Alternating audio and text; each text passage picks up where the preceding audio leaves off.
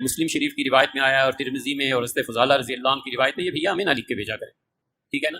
اس سے سوائے اس کے کچھ نہیں ہوتا کہ ہم اسے پڑھ کے فوری طور پر یہ حدیثیں ہم نے پڑھی بھی ہیں، پڑھائی بھی، ہم کئی بار عرض کر چکے ہیں کہ ہمارا کوئی تعلق اہل حدیث سے نہیں ہے، پکے ٹھیٹ حنفی، پکے ٹھیٹ حنفی، پکے ٹھیٹ حنفی۔ ہمیں نہیں سمجھ میں آتی امت میں جو 1500 سال سے ہمارے بزرگوں نے دین کو سمجھا ہے، آخر اس کو چھوڑ کے اب نئی نئی باتیں اور نئے نئے فرقے بنانے کی ضرورت تمہیں کیا پڑی ہے؟ اور کوئی کام نہیں رہ گیا۔ حدیث میں آیا ہے، حدیث میں تمہیں کیا پتا حدیث میں کیا آیا؟ کہ ہم حدیثیں پڑھنا شروع کر دیں تاکہ گمراہ ہو جائیں ولیعاذ باللہ؟ حدیث میں آیا ہے، حدیث میں تمہیں کیا پتا حدیث میں کیا آیا؟ کہ ہم حدیثیں پڑھنا شروع کر دیں تاکہ گمراہ ہو جائیں ولیعاذ باللہ؟ حدیث میں آیا ہے، حدیث میں تمہیں کیا پتا حدیث میں کیا آیا؟ کہ ہم حدیثیں پڑھنا شروع کر دیں تاکہ گمراہ ہو جائیں ولیعاذ باللہ؟ ہم صاف لفظوں میں کہتے ہیں جو آدمی بغیر اساتذہ کے حدیث پڑھتا ہے وہ گمراہ ہو ہی جاتا ہے، اسی کو سے پتہ نہیں ہے کہ حدیث کا مطلب کیا۔ اچھا، یہ ان کا ایٹیچیوڈ کیا اپنے بابوں کے فتووں کے بارے میں کبھی ہوگا؟ کبھی یہ مفتی کہے گا کہ میں بہشتی زیور کے مجھے والے نہ بھیجا کرو، میں بہشتی زیور پڑھوں اور گمراہ ہو جاؤں، میں فتاوی عالمگیریہ پڑھوں اور گمراہ ہو جاؤں؟ یہ کیا ہر وقت تم نے فتاوی شامی، رد المختار، در مختار لگائی ہوتی ہے، یہ مجھے نہ بھیجا کرو؟ کبھی یہ بات کریں گے؟ تو اس سے آپ اندازہ لگائیں کہ یہ اپنے بزرگوں کو جو رسپیکٹ دیے ہوئے ہیں نا، وہ پیغمبروں سے بڑھ کے دیے ہوئے ہیں۔ آپ کو تو سناتے ہیں نا آیت لا ترفعوا اصواتکم فوق صوت النبی، اس سے آپ کو عصمت مصطفیٰ تو بتاتے ہیں، یہ نہیں بتاتے کہ جو شخص رسول اللہ کے حضور آواز بلند کرے وہ تو گستاخ رسول، اور جو حضور کی بات کا مذاق اڑائے وہ اس تو بڑا گستاخ، اور وہ یہ سارے ہیں کٹر ٹھیٹ انفی۔ تسی لوگ ہو حدیث حدیث، تیرے سامنے حضرت عمر بیٹھے ہو تو میں دیکھتا ہوں کہ وہ پھر کہ یا رسول اللہ اجازت دیں، تم لوگ ہو گستاخ رسول، حدیثوں کا مذاق اڑانے والے۔ یہ رسول اللہ کی اس سے بڑے لیول کی توہین ہے کہ کوئی حضور کی موجودگی میں آواز بلند کرے، اس سے بڑی توہین یہ ہے کہ کوئی حضور کی بات کا مذاق اڑائے۔ وہ تو صحابہ کا نہیں اللہ نے برداشت کیا، حالانکہ انہوں نے مذاق نہیں اڑایا۔ اب مجھے بتائیں کہ وہ اللہ ایسے لوگوں کے ساتھ کیا کرے گا جو نبی علیہ السلام کے فرامین کا یوں مذاق اڑاتے ہیں؟ حدیث حدیث حدیث پڑھ کے گمراہ ہو جائیں گے۔ اوے تم لوگوں نے عزتیں ویل کی ہیں اللہ اور اس کے رسول کے نام کے اوپر، چندے اکٹھے کیے ہیں، جدادیں بنائی ہیں، کوئی محنت سے نہیں کمایا تم لوگوں نے، اللہ رسول کے نام کا کھا رہے ہو، اور بات یہ کرتے ہو کہ حدیثیں ہمیں سناؤ ہم گمراہ ہو جائیں گے۔ عزتیں ویل کی اللہ اور اس کے رسول کے نام کے اوپر، سواریاں سوار کی مکے اور مدینے کی آوازیں لگا کر اور پھینک دی جا کے دیوبند میں اور بریلی میں۔ غدار ہو تم رسول اللہ کے صلی اللہ علیہ وسلم، پکے غدار ہو۔ اسی لیے دیکھو پھر اللہ نے تمہارے اوپر چیز کیا چھوڑی ہے؟ ہاں، نبی کے جیسا ہے ہی کوئی نہیں، باپ بیٹے شے ہی کوئی نہیں۔ حدیثیں نہ سناؤ میں، تنوسی فتاوی شامی سنائیے، در مختار کے حاشیہ رد المختار، جس میں لکھا ہے کہ اگر آپ کو یقین ہو کہ اپنے خون اور پیشاب سے سورہ فاتحہ ماتھے پر یا تعویذ لکھنے سے شفا ہو تو آپ کر سکتے ہیں۔ اے تیرے بابے نہیں کٹر ٹھیٹ انفی، بول کہ تیرے بابے نے گستاخی کی ہے۔ کوئی زیادہ پرانا نہیں ہے، 1252 ہجری میں یہ مرا ہے ابن عابدین شامی، کسی کی جرت نہیں کہ اختلاف کر جائے۔ یہ ان کو لکھ کے بھیجے نا، ہاں، اس کو پڑھ کے کوئی گمراہ نہیں ہوتا۔ حدیث کو پڑھ کے گمراہ ہوتے ہیں اس لیے کہ حدیث ان کے خلاف، قرآن کے خلاف، کیونکہ یہ تو ہوئے کٹر ٹھیٹ حنفی، عزتیں ویل کر رہے ہیں اللہ اور اس کے رسول کے نام کے اوپر، چندے کھا رہے ہیں اللہ اور اس کے رسول کے نام کے اوپر عز و جل صلی اللہ علیہ وآلہ وسلم، اور توہین انہی کی کر رہے ہیں۔ تو پھر ہماری یہ ذمہ داری بنتی ہے کہ ہم ان کے جو یہ میکم نما چہرے ہیں نا، عجیب و غریب قسم کی گونے پہن کے اور بڑا اپنا روب ڈالتے ہیں، گرم تولیے ان کے منہ کے اوپر پھیریں تاکہ ان کے اصلی چہرے آپ لوگوں کو پتہ چلیں کہ یہ دشمن ہے اللہ اور اس کے رسول کے۔ ظاہر ہے وہ تو انہوں نے خود ہی بول کے کہا کہ ہم 1500 سال سے اپنے بزرگوں، اور کیڑا 1500 سال تو تھوڑے بزرگوں کا دین ہے، نہ آپ کے عقیدے قرآن سے ثابت، نہ آپ کے بخاری مسلم سے ثابت، کیڑا 1500 سال، 1100 سال کیا کرو، اور نال حدیث سنایا کرو بخاری مسلم کی کہ سب سے بہتر زمانہ میرا، پھر صحابہ کا، پھر تابعین کا، پھر تبع تابعین کا، اس کے بعد جھوٹے لوگ پیدا ہوں گے، امانت میں خیانت کریں گے اور موٹاپے کو پسند کریں گے۔ اور تسی بعد والے ہو جی پرانے بزرگوں کو نہیں مانتے، پرانوں کے تو آپ منکر ہو، تم لوگ درمیانوں کو مانتے ہو، پرانے ویسے تھے جیسا کہ ہم ہیں۔ کون سے عقیدے تمہارے قرآن و سنت سے ثابت ہے؟ میں کٹر ٹھیٹ انفی، کیڑا انفی؟ کٹر انفی دیوبندی 1866 میں دیوبند مدرسہ بنا ہے، 1500 سال نہیں سرکار، 150 سال پہلے تسی آئے ہو دنیا چ۔ اس سے پہلے دنیا کا کوئی مسلمان اپنے آپ کو دیوبندی نہیں کہتا تھا، اور 1904 کے اندر اعلیٰ حضرت نے بنایا منزل اسلام بریلی کا مدرسہ۔ اس سے پہلے دنیا کا کوئی مسلمان اپنے آپ کو بریلی نہیں کہتا تھا۔ کہانی بند کرو، اور پھر آپ ہیں کٹر ٹھیٹ حنفی۔ کیڑے حنفی ہو؟ المحنت والے یا اسام الرحمن والے؟ آیا نا داڑ تھلے ہوں تو یہ دونوں حنفی ہیں جی۔ اے ہوں دسنا کہ وچ الالی حنفی کیڑا ہے؟ الالی یعنی وہ میں روحانی طور پر ہی بات کر رہا ہوں، وہ دوسرا آؤٹ آف ویڈ لاک کی طرف نہ چلے جائیے گا، ٹھیک ہے؟ اور کوئی فروئی اختلاف نہیں، سرکار زمین اسمان کا فرق ہے، ایک دوسرے کی تکفیر ہے۔ تو کون سا کٹر ٹھیٹ حنفی ہے کہ جو کروڑوں بریلویوں کو کافر اور مشرک سمجھتے ہیں؟ یا تو وہ کٹر ٹھیٹ حنفی ہے جو کروڑوں دیوبندیوں کو گستاخ رسول سمجھتے ہیں، یعنی کافر ہی ہو گئے نا. تو یہ جناب اپنے بزرگوں کے بارے میں کبھی یہ جملے نہیں بولیں گے کہ ہمیں حدیثیں نہ بتائیں. اللہ کے نبی علیہ السلام یار تمہارے بابے تو نہیں چھوڑ کے گئے.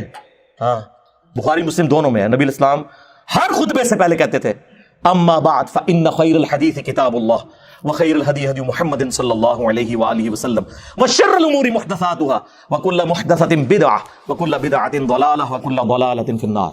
کچھ الفاظ ترمذی کے اور نسائی کے بھی ہیں. آگاہ ہو جاؤ سب سے بہترین کلام اللہ کی کتاب ہے اور سب سے ہدایت یافتہ راستہ محمد صلی اللہ علیہ وآلہ وسلم کا ہے. بدترین کام وہ ہیں جو دین میں نئے جاری کیے جائیں اور وہ کام بدعتیں ہیں. تمام بدعتیں گمراہیاں ہیں اور تمام گمراہیاں جہنم میں لے جانے والی ہیں والعیاذ باللہ تعالی. اور یہ کہہ رہے کہ جی حدیثیں پڑھ کے گمراہ ہوں گے. نبی علیہ السلام تو ہمیں یہی کہہ کے گئے. صحیح مسلم میں حجۃ الوداع کا خطبہ نکال کے دیکھیں. نبی علیہ السلام نے فرمایا میں اپنے باتوں میں وہ چیز چھوڑ کر جا رہا ہوں جسے مضبوطی سے پکڑ لو گے کبھی گمراہ نہیں ہوگے. وہ اللہ کی کتاب ہے. مسلم شریف میں صرف کتاب اللہ کا ذکر ہے. سنت کو ماننا کتاب اللہ ہی کو ماننا ہے. من یطیع الرسول فقد اطاع اللہ. البتہ ایک حسن درجے کی روایت المستدرک للحاکم میں ہے, وہاں پہ کتاب اور سنت دونوں کا ذکر ہے کہ ان دونوں کو مضبوطی سے پکڑ لینا. کوئی بابا پکڑنے کے لیے نبی علیہ السلام نے نہیں فرمایا. حالانکہ نبی علیہ السلام کے پاس تو وہ بابے تھے جو چھوڑے بھی جا سکتے تھے. کون؟ صحابہ کرام, اہل بیت, خلفاء راشدین. لیکن نبی علیہ السلام کو پتا تھا کہ کچھ عرصے بعد انہوں نے بھی تو فوت ہو جانا ہے. آج کی ڈیٹ میں جو رسول اللہ کا سٹیٹس ہے وہی اہل بیت کا اور صحابہ کرام کا سٹیٹس ہے. سب دنیا سے چلے گئے. البتہ قرآن دنیا میں موجود, سنت کا ریٹن ریکارڈ موجود, اس لیے حضور نے وہ بات کی جو آخری انسان تک کے لیے بچنی تھی. اور پھر اس کو سپر سیڈ کرنے والا خطبہ غدیر خم کا خطبہ صحیح مسلم کے اندر. اے لوگوں آگاہ ہو جاؤ میں بھی ایک انسان ہوں. قریب ہے کہ اللہ کا قاصد یعنی موت کا فرشتہ میرے پاس آئے اور میں اس کی دعوت قبول کر لوں. میں اپنے باتوں میں دو بھاری چیزیں چھوڑ کر جا رہا ہوں. ان میں سے پہلی چیز اللہ کی کتاب ہے. اس میں ہدایت ہے, اس میں نور ہے. تم اللہ کی کتاب کو پکڑو, اپنا تعلق اس کتاب کے ساتھ مضبوط کرو. اللہ کی کتاب اللہ کی رسی ہے, جو اسے پکڑے گا ہدایت پر ہوگا, جو چھوڑ دے گا گمراہ ہو جائے گا. زید بن ارقم کہتے ہیں کہ رسول اللہ پھر ہمیں بار بار کہتے رہے اللہ کی کتاب, اللہ کی کتاب, اللہ کی کتاب. اور پھر فرمایا دوسری بھاری چیز میرے اہل البیت ہیں, میں اپنے اہل البیت کے بارے میں تمہیں اللہ کا خوف دلاتا ہوں. اور یہ جملہ آپ نے 3 دفعہ ریپیٹ کیا. لیکن امت بالکل الٹ چلی, نہ قرآن کو پکڑا نہ اہل بیت کو زندہ چھوڑا, بالکل الٹ چلی. تو نبی علیہ السلام تو بات ہی قرآن سنت اہل البیت کی کر رہے ہیں, یہ اپنے بزرگوں کو لے کے چل رہے ہیں. ان لوگوں کا کیا لینا دینا میرے بھائی؟ نہ انہوں نے قرآن پڑھا صحیح طریقے سے, نہ اگر پڑھا تو پھر اس کے ساتھ یہ غداری کی ہے کہ کہہ رہے ہیں ڈائریکٹ پڑھو. یار یہ غداری تو کوئی فزکس کا پروفیسر اپنی کتاب کے ساتھ نہیں کرتا. آج تک کسی فزکس کے پروفیسر کو سنا ہے کہ آئنسٹائن کی تھیوری آف ریلیٹیوٹی نہ پڑھنا گمراہ ہو جاؤ گے, یا کوئی انگلش کا پروفیسر کہے کہ آکسفورڈ کی ڈکشنری نہ پڑھنا گمراہ ہو جاؤ گے. اس سے بڑھ کر میں میکینیکل انجینئرنگ میں نے کی ہوئی ہے. جب کبھی بھی بڑے مجمع میں نے اپنی کلاس کے اندر ٹیچر کی غلطی نکالی نا کتاب سے, تو اس نے ہمیشہ کہا تھینک یو. مولوی کی آپ غلطی نکالو گے نا تھینک یو. یعنی ایک دنیاوی ٹیچر جسے یہ سمجھتے ہیں, ہم تو اس تعلیم کو بھی دین کا حصہ سمجھتے ہیں, فزیکل فنامنا آف نیچر کی تعلیم ہے, سائنس کی. وہ اپنی کتابوں کے غدار نہیں ہے, یہ لوگ اپنی کتابوں کے غدار ہیں اور اس سے بڑھ کر ان کتابوں سے کھا رہے ہیں. انہی ناموں کے اوپر انہوں نے عزتیں ویل کی ہیں. اتنی بے ایمانی اس طرح کون کرتا ہے؟ یہ لوگ کرتے ہیں. میں کٹر ٹھیٹ حنفی, بول پھر کہ میں وہ کٹر ٹھیٹ حنفی کہ جس کے بابے نے الامداد رسالے میں لا الہ الا اللہ اشرف علی تھانوی رسول اللہ کو انڈورس کیا ہوا ہے. آیا نا داڑ تلے. ہاں میں وہ کٹر ٹھیٹ حنفی. کبھی اس پر بھی پرچی پڑھنا کہ اشرف تھانوی صاحب کو عقل کے ناخن لے کہ آپ یہ کیا بات کر رہے ہیں کہ اس میں بڑی تسلی ہے کہ تیرا پیر متبع سنت ہے. کیا خلفائے راشدین اس طریقے سے کرتے تھے؟ اور پھر آل محمد کے جو عقیدے ہیں وہ تو میں پوری دنیا کے دیوبندیوں کو کہہ رہا ہوں کہ صرف 3 عقیدے سرکار, ویسے تو اس کے اندر بہت کچھ ہے, 3 عقیدے بتائے ہوئے. اس کو قرآن و سنت کی روشنی میں آ کے جسٹیفائی کریں. میں کٹر ٹھیٹ حنفی صاحب, آپ آ جائیں میدان میں. پہلا عقیدہ لکھا ہوا ہے کہ ہم بزرگوں کی قبروں اور سینوں سے فیض لینے کے قائل ہیں, نچوڑنے کے, ٹیکا لگا کے نہیں. وہ نے کہا نہیں, اس طریقے پر جو خواص کو معلوم ہے, نہ کہ اس طریقے پہ جو عوام میں رائج ہے. اور پھر میں نے بتایا ان کے خواص کیا کچھ کرتے رہے قبروں سے. اربعہ ثلاثہ میں اشرف تھانوی صاحب نے لکھا ہے قاسم نوتوی مرنے کے 6 سال کے بعد قبر سے نکل کر, خواب میں نہیں بیداری میں, دیوبند کے 2 مولویوں کی صلح کروا کے واپس چلا گیا قبر کے اندر. یہ خواص کا طریقہ ہے. عام بندے تو بھی کیا گزرا. اور بڑے ان کے اس طرح کے قبر پرستی کے واقعات ہیں, وہ میں نے پورا ریسرچ پیپر نمبر 6 لکھا ہے, قبروں سے فیض کے عقیدے کا تحقیقی جائزہ. پھر دوسرا انہوں نے لکھا ہے کہ ہم رسول اللہ کی قبر کو اللہ کے عرش, کرسی اور کعبہ شریف سے افضل مانتے ہیں. ایک کیڑی آیت ہے, کیڑی حدیث ہے. اور پھر تیسرا عقیدہ بتایا تھا کہ ہم رسول اللہ کی قبر مبارک میں جو حیات ہے اسے دنیا کی سی مانتے ہیں. دنیا کی سی حیات مبارکہ تو ہم بھی مانتے ہیں, اعلیٰ ترین برزخی حیات ہے, اس میں تو کوئی شک ہی نہیں, جس میں مبارک بھی سلامت ہے, اس پہ تو میری کئی ایک ویڈیوز ریکارڈڈ ہے. یہ دنیا کی سیکھ ہے. اور پھر وہ کہتے ہیں جناب کہ وہ جی یہ تو سیوطی نے لکھا ہے. او بھائی سانو کی دی تو حوصلہ دو. ہم جب قرآن و سنت کے دلائل کی روشنی میں حضرت معاویہ رضی اللہ تعالیٰ عنہ، حضرت مغیرہ ابن شعبہ رضی اللہ تعالیٰ عنہ، حضرت عمر بن عاص رضی اللہ تعالیٰ عنہ سے اختلاف رکھ سکتے ہیں تو تواڈے امام تے شے کوئی نہیں. سیوطی نے لکھا. سیوطی کون سا پرانا ہے یار؟ 500 سال پہلے ہوا. 500 سال بعد میں بھی سیوطی بنا ہوں گا. میں تو ہوں نہیں بن گیا تھے. ہاں سیوطی نے اتنا مجمع ویکھیا ہونا ہے. چھڈ دیو انج کوئی پڑھدا ہے. کوئی علمی گل کرو. تے کٹر ٹھیٹ انفی صاحب میرے خیال ہے اتنی خوراک کافی ہے تواڈے واسطے. ویسے تو تمہیں پتہ ہے میرا تو فیوریٹ ٹاپک ہے.